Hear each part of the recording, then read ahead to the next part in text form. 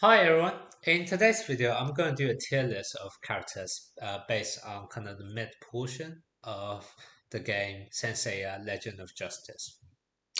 By mid portion of the game, I typically mean you are around stage 10 to stage 17, stage 18. Normally, characters within this band or this time frame of the game typically would be at least star rating 8 or 9 onwards, so you would have unlocked their clothes. However, you haven't unlocked their constellations, etc. yet. The reason why I decided to do tier list based on this portion of the game is because normally you should be able to reach stage 10 already within the first week or a week and a half. And also, then you'll be kind of stuck in this portion of the game for the next 2 months, at least, in my opinion. Um, Once you unlock constellation, that'll be like I said, at least 2 months later. So for majority of the player base right now, I believe they're still in kind of this mid portion of the game. So that's where I will be talking about characters mainly based on their base skill kits and also their armors, but I wouldn't really talk about constellations too much. So without further ado, let's get straight into it.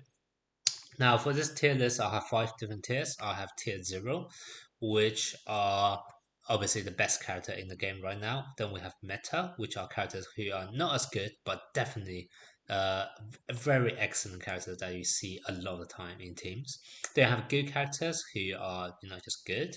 Then you have useful characters who are only really useful for certain situations. So most of the time you wouldn't see them on your team, but up against certain enemy formation or in certain situations, you may want to consider bringing them in. And then finally, you have the food section. So for anyone in the food section, I would recommend you keep one copy. This is because later on there is actually a game mode called Spellbound Melody, which actually have certain criteria such as bringing a certain knight into the battle. So you definitely want to keep one copy just for that purposes.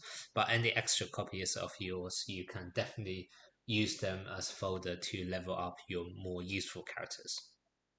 By default, all of the bronze knights would be going under the food section because they can only maximum level star rating 8. There's just no point of really training them up. So by default, I won't talk about them here, but by default, they will all be going to the food section.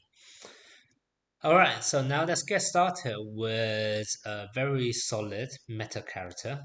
So that would be Leo. Leo is a very good character. You get one free copy at the start of the game, which is already at star rating 6 already. 6-star Leo. That's a lot of time able to carry you through from kind of the start of the game to kind of stage 7, stage 8. So you typically would have one lined up during your mid portion of the game. He is a good damage dealer. He also have this bit of snowball effect with his skill kit, which basically says that whenever he is able to, actually no, whenever an enemy is defeated while he's on the team, he boosts the attack of all of your allies. So essentially, as soon as an enemy is killed off, he boosts your attack points. Then much likely you will be able to then kill someone else, and therefore snowball effect happens, and you just wipe out the enemy that way. So definitely a very good character, which you see in the meta teams a lot. Partially because I think you get a free copy at the start, so that definitely have some benefit here. But definitely one character which is solid and you see a lot in meta teams. Next, we have Pisces Aphrodite. For me, he's probably just a good character. He's a good damage dealer, similar to Leo. His main mechanics is that he's able to poison the enemy, and once the enemy is poisoned, they will reduce health every few seconds, etc. He will get even stronger later on when more characters with poison effect is released because he has this ability that says when he is on the field of poison effects will be I think doubled or something like that. So but as of right now there aren't actually many characters with this poisoning mechanics. To my knowledge there's only Hydra Ichi and Mirror, I believe Scorpio Mirror. So because of this, they are Aphrodite is not really at his peak potential right now. But I definitely anticipate him to be moving more towards the meta stage as we have more characters with poison effect. Now, we already mentioned Mirror has pointed effect, so let's put Mirror up next on the tier list. For me, he's a useful character. He's too fragile for you to bring in PvP or in a lot of the maps. But against bosses, etc., he's absolutely fabulous. So, that's exactly what I mean by useful characters, that they are only useful in certain situations. So for Mirror, that would be he's only really useful up against bosses. Let's talk about a few more which are similar. So for me, that's Potomi and Sheena. They are both characters which are very good against bosses, but too fragile otherwise. They both have their own quirks, I guess. Potomi have this starting ability to deal damage to someone and also severely debuff them, but that is random. And likewise, Sheena, her ultimate deal a lot of damage to random enemies. Um, so once again, you can't really target specific enemies that you want to really zone in and kill off. I just don't really like the randomness aspect that they have. So for me, they're only useful characters for boss battles, but not really someone you would bring onto a team. Next, we have Evo Sega, definitely tier 0.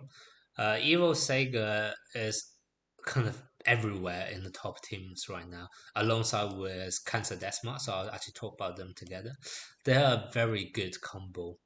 Normally, what happens is that they're both quite fragile, so they do die off quite easily. However, Desmarks has his close ability to reduce the enemy's Cosmo gaining speed, so that essentially gives them a bit more defensive boost to allow at least they hopefully your Cancer Desmos and your Evo Sega will be able to release ultimate before your enemy does. That's kind of the main idea here. So that kind of helped them with their survivability. And Evo Sega would do damage to everyone and also inflict them with severe injury, meaning that they are not able to heal up straight away. So now all of your enemies kind of are half health or lower.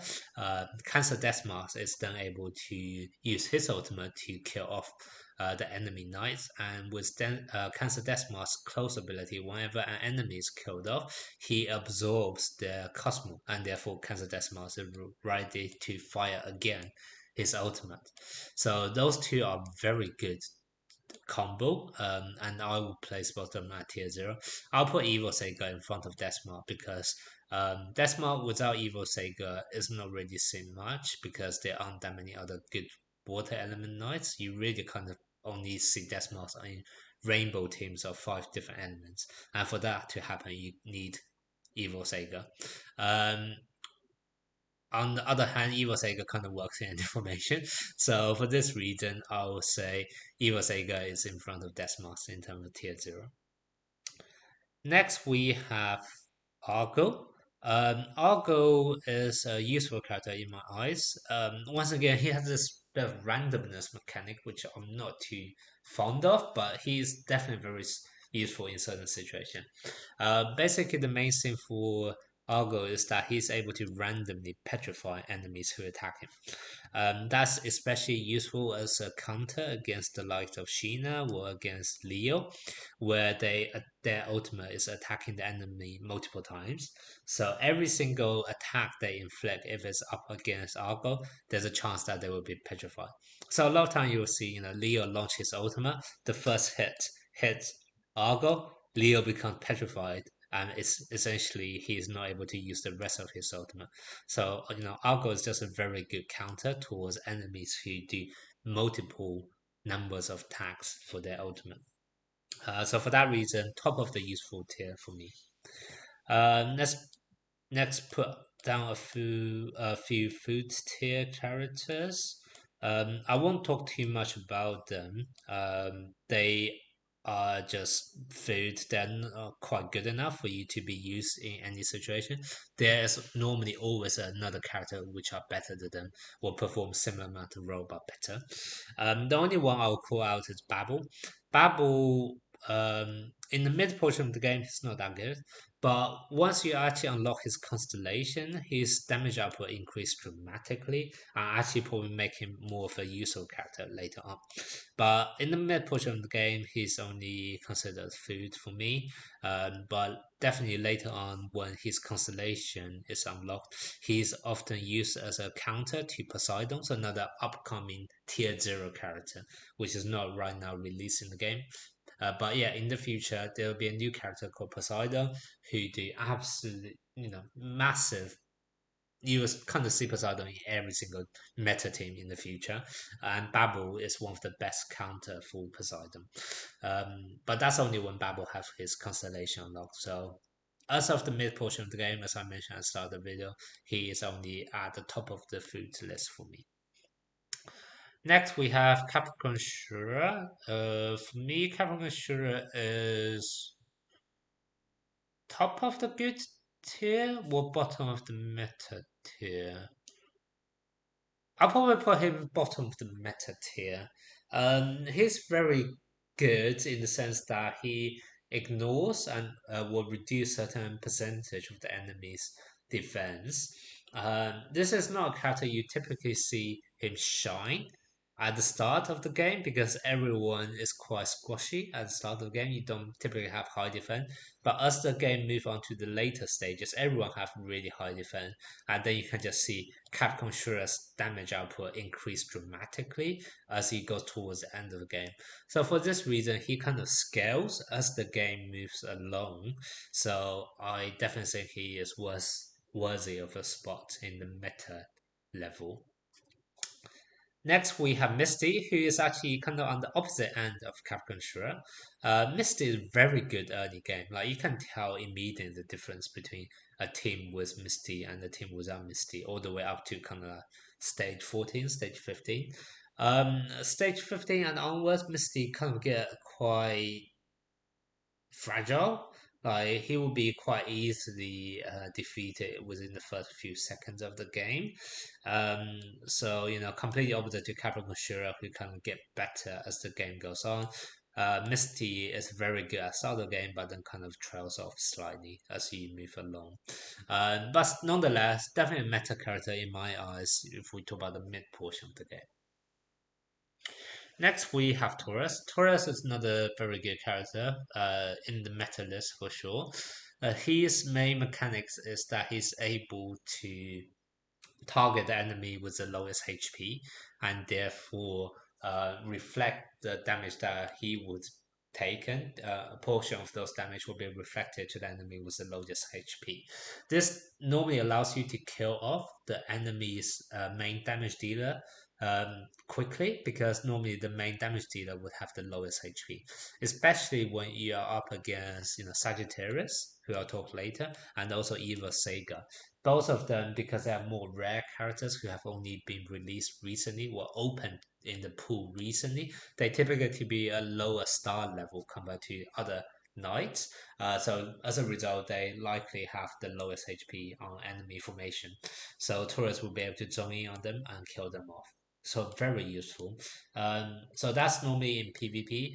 In when you are in maps, this kind of lock on ability is not as useful because enemy will be so much higher level than you that the amount of damage you take is not quite the same proportion wise as the amount of HP the enemy would have. So you wouldn't be able to zone in and kill off an enemy using this skill. But nonetheless, Taurus have another skill when he unlock his armor is that he won't die in the first two casts of his I can't remember the name of his skill, but one of the skill where he kind of attracts everyone to attack him. He basically won't die during the first two casts of that. So that's really useful because essentially it gives him a minimum amount of uh, duration that's able to live in the battle. So he definitely wouldn't be, defeated within the first few seconds of the game, and that can help to protect your remaining back row, and then therefore help you to successfully launch your ultimate and therefore try to turn the tide of the game, etc. So definitely a meta character in my eyes. Um, for that reason, I will also talk about Aksati. Aksati, in my opinion, even though he's a Silver Knight, he's probably the best protector knight right now in the game. He is very similar to Taurus in the sense that he also has this ability where he is able to not be dead when he is killed off for the first time. I think he has a skill called Power of the Dead, which basically get him 4 seconds of immortality. Well, if you have his close up, 6 seconds of immortality. So that by itself is absolutely ridiculous. In maps, when you're up against higher level enemies, they normally wipe you out very quickly. This is a guaranteed 6 seconds where you won't be killed off. And purely for this purpose, he's already very good. Not to mention that when he's actually dead, when his immortality is up, he's able to absorb some of the health through the damage he deals as well. So it's not actually just 6 seconds because after 6 seconds he normally becomes full health again. So he's able to last quite a while even in the later part of the game. So once again another character similar to Capricorn who scales as the game goes on. So a very good meta character and probably the best protector knight in my opinion. Next, we have Shaka. Shaka is a bit of a funny one. Purely by looking at his skill, I'll put him at tier 0.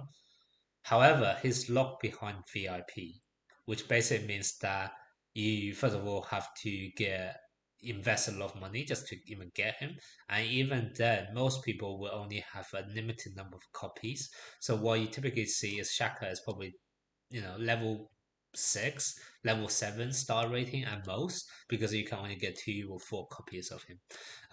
Whereas everyone else will be star rating 8, 9, 10, 11 onwards. So Shaka, even though very good skill set and toolkit, his level is just not going to make him sustainable in the game, to be honest. So for that reason, he's only at a good level for me. Across Camus, probably towards the end of the meta tier list for me. He is very good only when he unlocks his level 30 of his clothes, when he gets the ability to freeze off the enemy for at the start of the game. Before that, he just randomly frees a few enemies, which you probably realize by now. I don't really like that randomness and aspect of the game. It's useful in maps, but whenever you are against in PvP, where kind of every try matters, I just prefer something which is a bit more stable rather than random chance. However, at level 30 of his clothes, he gets the ability to freeze everyone. So that is really useful, and that's kind of the power jump you need for Aquarius Camus.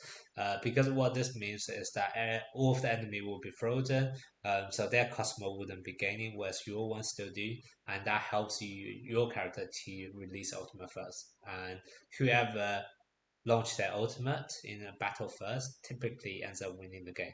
So for that reason, Crest Camus is meta, but you need level 30 close for that to happen. So a bit expensive, which is why I put him towards the end of the meta list. Next we have Moses. Moses is probably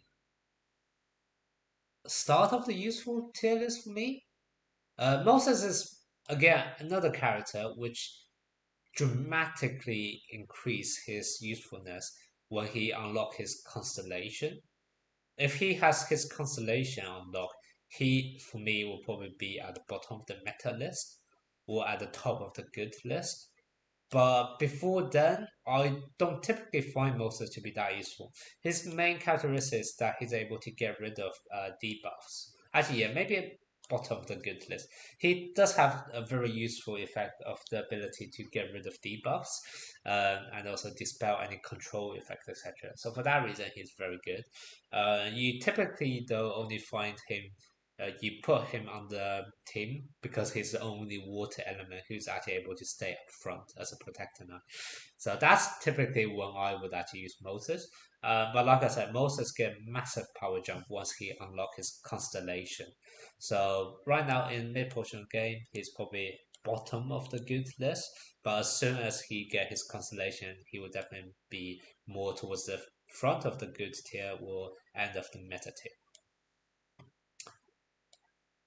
Sirius is definitely meta tier character in my opinion. Sirius is similar to Aquarius Camus in the sense that Sirius gives you a starting Cosmo boost to all of your knights. That allows them to be the first one to release their ultimates in the battle. However, unlike Aquarius Camus, who did level 30 of his clone, Sirius is able to do that just with a high level, so no clothes required. So he's a very good budget option. He already does essentially what Aquarius Camus would do. So for that reason, Sirius top of the meta list for me. Hasina, I'll probably put her in the useful tier list. She is a very good healer, but other than that, she pretty much does nothing. So she had this bit of synergy with Leo's ultimate. But the thing is, when you bring Leo, typically what you want to do is wipe out the enemy as quickly as possible. However, Athena doesn't do damage, doesn't really do much damage herself. So bringing her in the team with Leo actually reduce your damage output. So it's a bit counterintuitive. Um, Now, the only reason you would bring Athena is to heal your own knight. However, for that purposes, compared to Misty, who also grant you a shield, or comparing to Hound Asterion, who also do lots of other things such as buff, debuff, etc. Athena is just very weak in comparison, which is why she's just outclassed by other healers, in my opinion, and that's why she's only at the useful list. Now, I already talked about Hound Asterion. Hound Asterion for me is another top of the meta list. He is able to bring so much to the team. He's able to do weaken the amount of damage output of the entire enemy back row, which is super useful because a lot of time assassin knights, etc., will be at the enemy back row. On top of that, he's able to heal when he has his clothes unlocked. He's also able to buff and debuff, etc. He just does so much to the team, which is why I think he's probably the best healer in the game right now.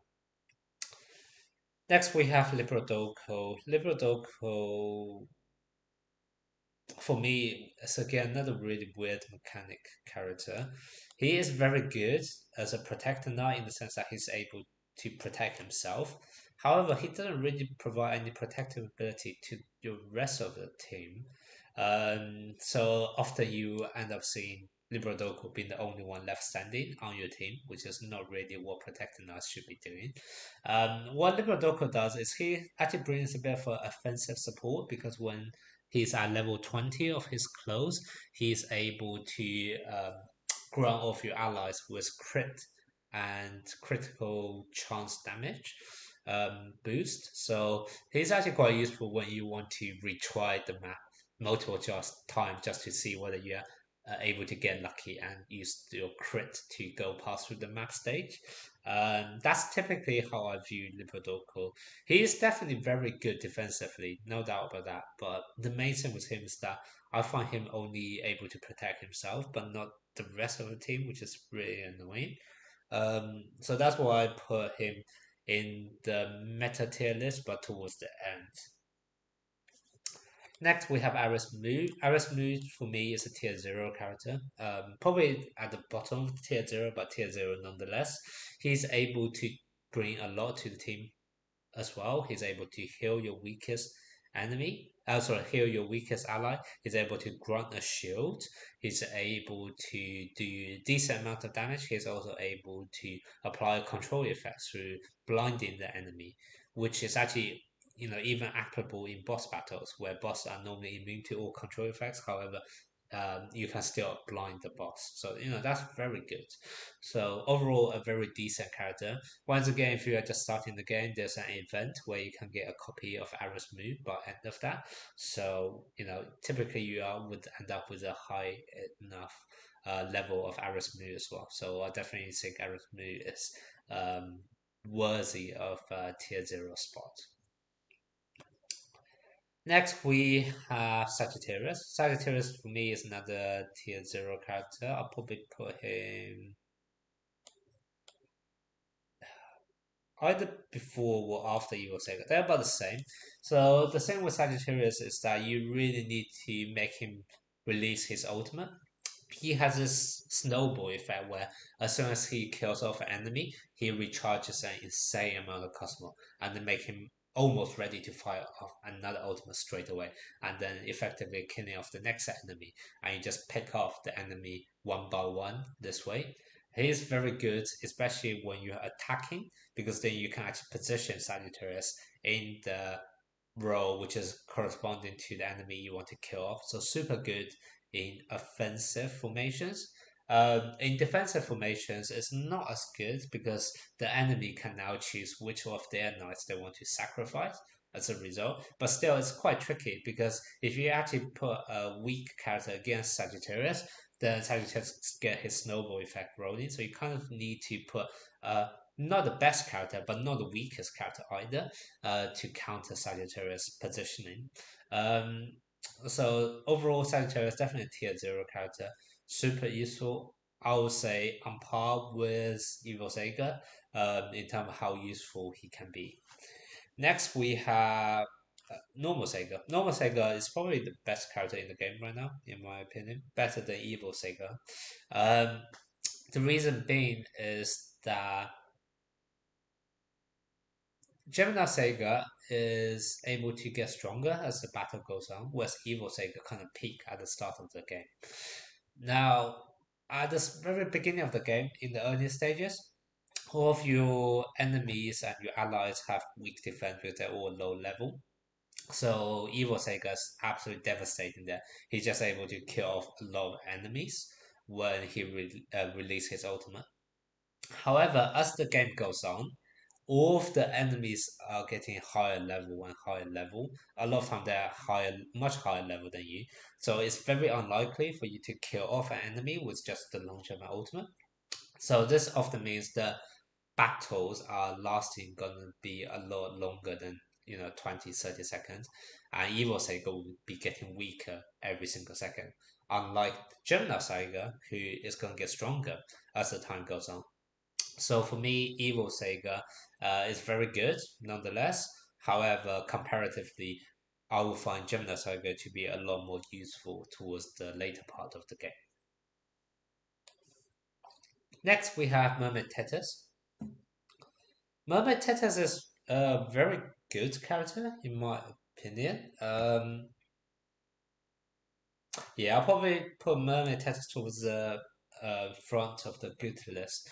The main thing with Mermaid Tetris is you have to really careful about who is the highest attacker on your team, because essentially what's going to happen is Mermaid Tetris is going to boost your ally or your knight with the highest attacking points with both customer and also even more attack. And also try to heal them as well.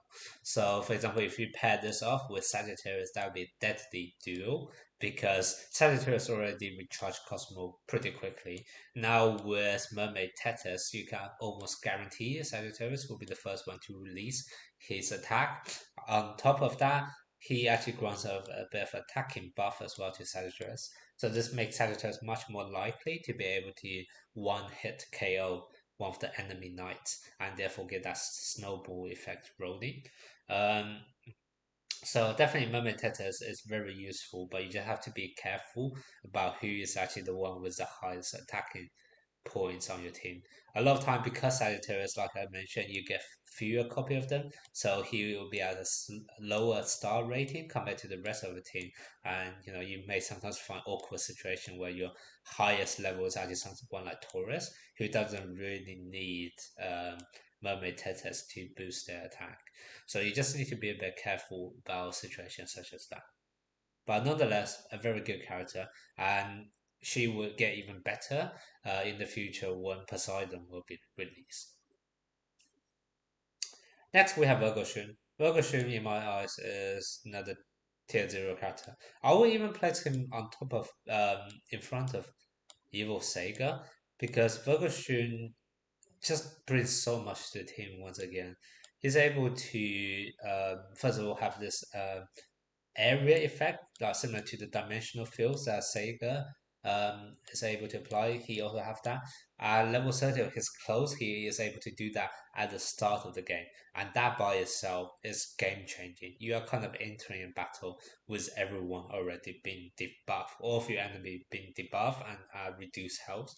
That's just absolutely incredible. So, Virgo Shun, definitely one of the best character in the game right now. Next, we have Sea Dragon Cannon. Sea Dragon Cannon to me is another good character.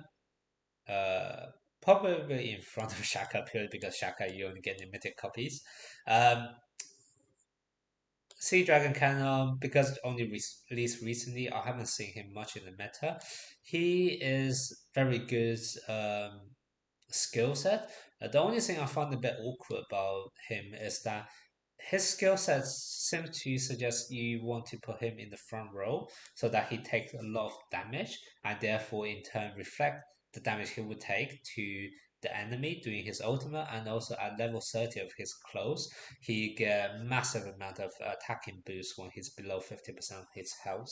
So for that reason you definitely want to put him on the front line, but then he's also quite fragile and he doesn't really have any self healing or defensive ability. So if you actually do put him on the front line, he may not be able to even last long enough for you to release his ultimate. So he's a bit in a weird situation right now. So definitely say he's good on paper, but in practice, I just find it a bit awkward in terms of what formation he can actually be suitable for. Next, we have Krishna, who is the newest character to be released. Krishna, I'll put him also under the good section. I have actually just released a video guide about how good is Krishna and whether you should invest in him or not. Right now, because he's quite new in the game, I haven't done enough testing with him yet. But once again, he is very good on paper in terms of his unique abilities through Kudini. Kudini is able to give everyone in the team a shield at the start of the battle, and that often can tend the ties because it allows you to release your um, ultimate first. In fact, for that reason, he's so similar to Aquarius Camus. I will actually place them. Because I haven't seen enough of Krishna yet, I think it's a bit too rash to put him into meta team already. I'll put him at the top of the goods team because I do think his Kudini is such a game changing effect for certain battles that is definitely worth investing in, and therefore I'm going to put him at the top of the good tier list. There you go. Here's my tier list for how good characters are in the mid portion of the game. Please do let me know if you have any thoughts on this, if you want to discuss any of these characters in more details. And please do share, like, and subscribe if you like my content. Thank you, and see you next time.